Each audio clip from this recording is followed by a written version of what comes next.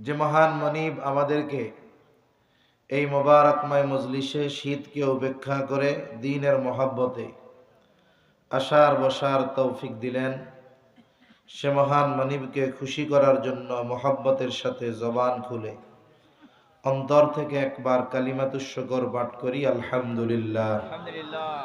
অগণিত দুরুদ ও সালাম সৈয়দুল আম্বিয়া, আশরাফুল আম্বিয়া, খাতামুল আম্বিয়া, ইমামুল মুরসালিন, রহমাতুল লিল আলামিন মুহাম্মাদুর রাসূলুল্লাহ সাল্লাল্লাহু আলাইহি ওয়াসাল্লামের উপর। সম্মানিত উপস্থিতি, মনে করেন মাহফিলকে কেন্দ্র করে দোকানপাট উঠছে না? দোকানগুলোর মধ্যে কি পাওয়া যায়? জিলাপি, নিমকি, চানাচুর, এগুলাই তো নাকি? মনে হয় এগুলো আপনাদের আশেপাশে বাজারগুলোতে আর কোনো সময় পাওয়া যায় না। পাওয়া যায়, কিন্তু এরপরেও আমার মনে হয় মাহফিলের দোকানগুলোর মধ্যে আলাদা একটা মজা আছে। বাস্তবিক অর্থে এই মজাটা শয়তানে লাগায়। বাড়ির থেকে বের হয়, মা জিজ্ঞাসা করে, কই যাও বাবা? কই মাহফিলে যাই। আইসা দেখা যাবে রাস্তার উপর থেকে ডান দিকে একটু তাকাইয়া কবে যাই একটু ঘুরাহি। ওই যে ওই ফাঁদে পা দিবে, শয়তান এমন মজা লাগাবে, আর এই পর্যন্ত আসার তৌফিক হবে না। তা আমরা যারা আসতে পেরেছি তারা বড় সৌভাগ্যবান। এটা একটা আবাদি জমি, কিন্তু হাদিসের ভাষায় এখানে এই দ্বীনি মজলিস হওয়ার কারণে এটা এখন জান্নাতের বাগান। কিসের বাগান? জান্নাতের বাগান। হাদিসের মধ্যে আসছে, এ পৃথিবীর সবচাইতে উত্তম জায়গা হলো মসজিদ। সবচেয়ে উত্তম জায়গা কি? জোরে কন্ত। মসজিদ। সবচাইতে নিকৃষ্ট জায়গা কি বলেন তো? এরপরেও মসজিদে লোক বেশি না বাজারে লোক বেশি? বলেন তো, মসজিদে যদি একজন লোকও না আসে আর বাজারে যদি সব লোকে ভরে যায়, এই কারণে বাজারের সম্মান বেড়ে যাবে? মসজিদে লোক নাই, খালি হাজী সাহেব কাজ, মসজিদের সম্মান কমে যাবে?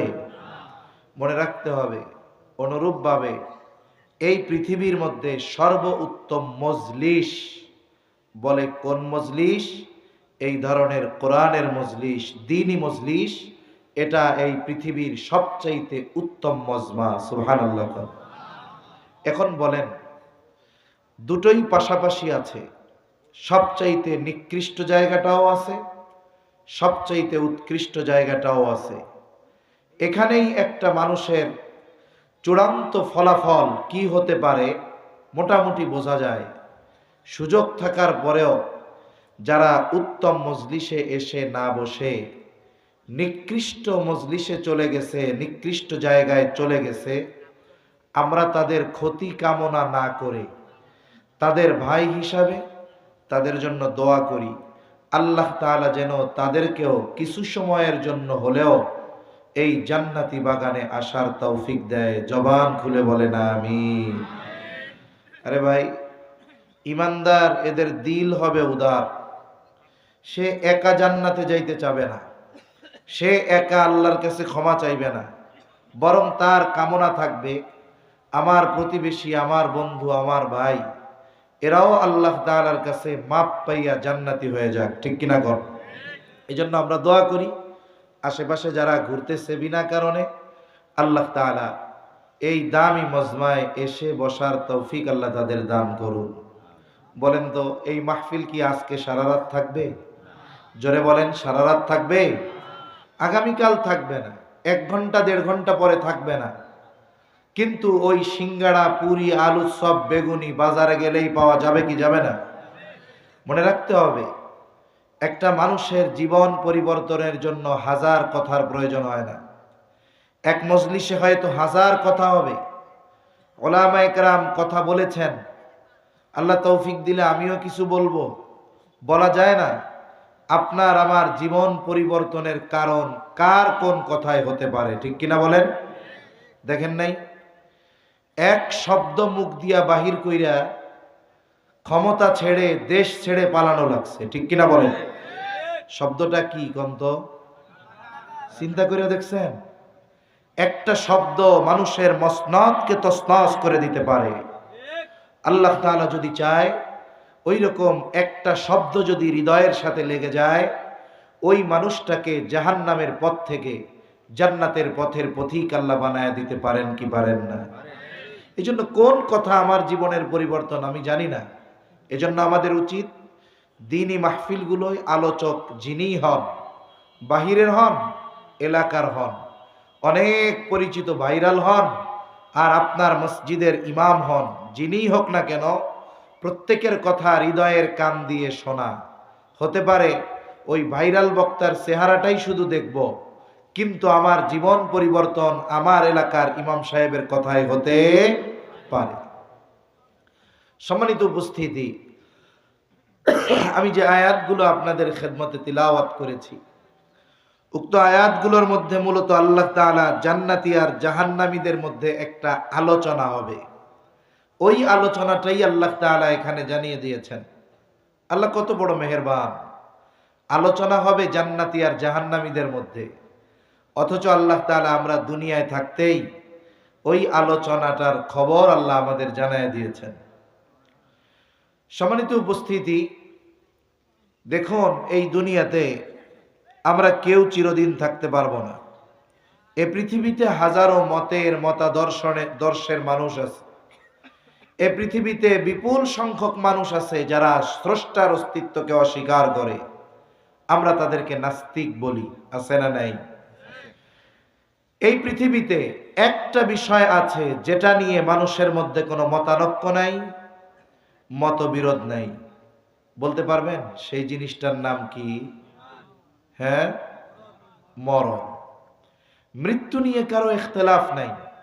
নাস্তিকও স্বীকার করে মরতে হবে, আস্তিকও স্বীকার করে মরতে হবে, মুসলিমও স্বীকার করে মরতে হবে, খ্রিস্টানও স্বীকার করে মরতে হবে, হিন্দুও স্বীকার করে মরতে হবে।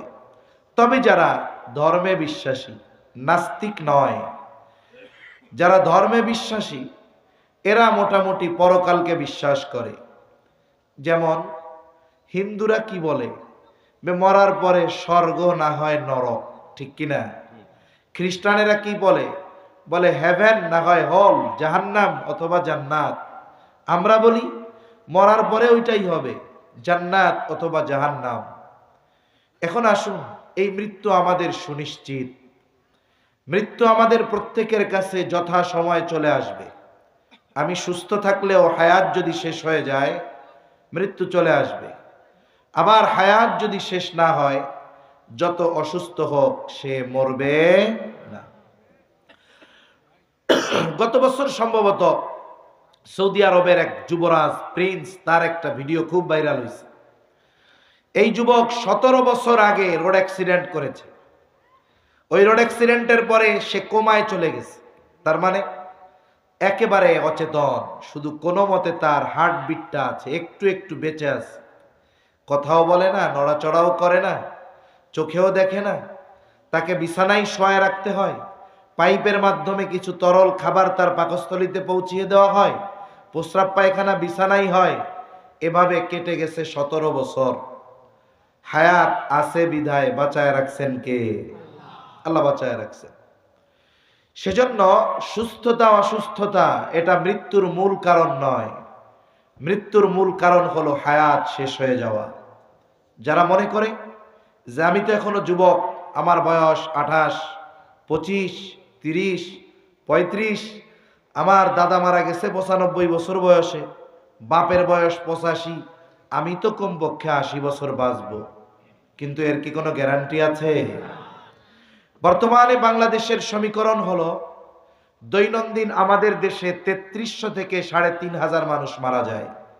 3300 থেকে 3500।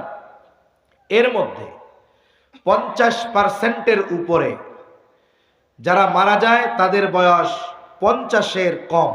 তার মানে বোঝা গেল বুড়ার চাইতে যুবকরা মরে বেশি।